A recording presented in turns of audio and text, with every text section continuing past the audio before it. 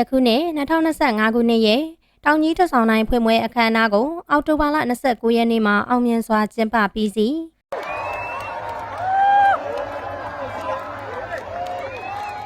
မင်္ဂလာပါပရိသတ်ကြီးရှင်2025ခုနှစ်ရဲ့တောင်ကြီးတဆောင်တိုင်းဖွင့်ပွဲအခမ်းအနားကိုပြီးခဲ့တဲ့အောက်တိုဘာလ29ရက်နေ့ညနေ4:00 နာရီမှာစတင်ကဖဲချိုးပြတ်ဖွင့်လှစ်ခဲ့ပြီးမိဘမြန်လွှင့်တင်တဲ့အစီအစဉ်များနဲ့ရိုးရာအကားအလှများစုံလင်စွာနဲ့စီကားတိုက်မြိုက်စွာကျင်းပပြုလုပ်ခဲ့တာပဲဖြစ်ပါတယ်။အဆိုပါတောင်ကြီးတဆောင်တိုင်းပွဲကိုတော့အောက်တိုဘာလ25ရက်နေ့မှနိုဝင်ဘာလ9ရက်နေ့အထိရှေ့ရက်တိုင်တိုင်ကျင်းပပြုလုပ်သွားမှာဖြစ်ပြီးအဆိုပါပွဲရက်တွေအတွင်းမှာလွှတ်တင်ခဲ့တဲ့မိဘမြန်တွေကို